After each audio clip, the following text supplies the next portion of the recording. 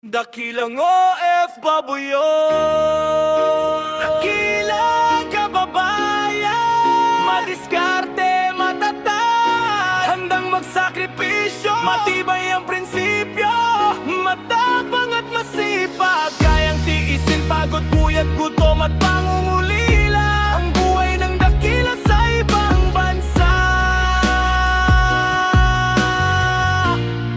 Dakilang OFW, mga dakilang Pinoy sa ibang bayan, makapunta lang upang makipagsapalaran. Titiisin ang mga nararamdaman, pangungulila at kalungkutan. Isasantabi ang sariling kaligayahan, maibigay lang sa pamilya ang magandang kinabukasanan.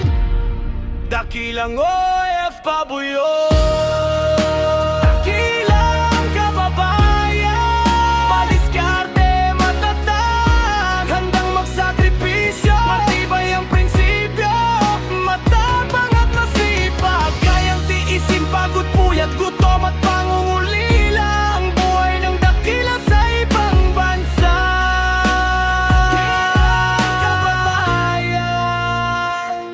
Dakilang kababayan, handang magsakripisyo, kayang lampasan ng mga hirap na nararanasan, kakayaning lumaban kahit nag-iisa lang, piniling magmatigas para lang ipakita na sila ay malakas. Ang walang inuurungan, pilit na ilalaban, hindi sumusuko, walang aatrasan, bagyong kalamidad o girat kaguluhan, matira matibay para magtagumpay.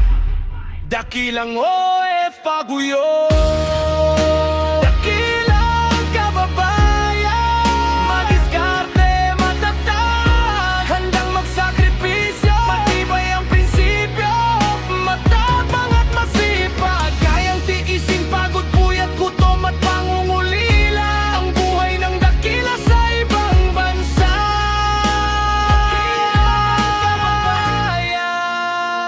Itataya ang buhay para sa pamilya, pagsisilbihan ng iba kahit sariling anak ay nangungulila, gustuhin mang ipadama ang pag-aaruga,